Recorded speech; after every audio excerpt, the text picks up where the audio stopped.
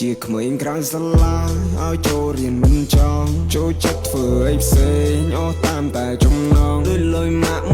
$1ដាក់ណែតបាន3តង់ជីវិតវ័យកុមារអស់ហើហើយត្រឹមកង់ដល់ម៉ោងចូលផ្ទះស្បែកជើងក៏មិនមានការបោកខ្ញុំក៏បានយ៉ាងម៉េចហើយអ្នករៀនមកខ្ញុំភ័យស្លន់ស្លាដូចប៉ូលីសដេញចាប់ចោលគ្រូសាឈោមកសាលាគ្រូថាខ្ញុំអត់មកអវត្តមាន2-3ថ្ងៃស៊ីអស់2-3ដៃម៉ាក់រត់ចូលមកខត់ប៉ាប្រាប់ថាកុំអីខ្ញុំយំស្ទើរសន្លប់ភាំងប៉ុនអស់ស្មារតីពេលនោះខ្ញុំពិតឈឺមិនមែនព្រោះគាត់វាយ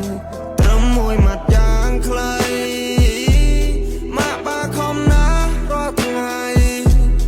ឯងជាកូនបងអនាគតត្រូវមើលប្អូនម៉ាក់បាចូលឲ្យចំណាគ្មានពេលយូរទេកូនរាប់ឆ្នាំរាប់ខែបានញុំកាយហើយបានយល់ពីបំណងពុកម៉ែគ្មានទ្រព្យចែកឲ្យកូនមានតែចំណេះចង់ឃើញកូនខ្ពង់ខ្ពស់លើមុខមាត់អ្នកផ្ទះ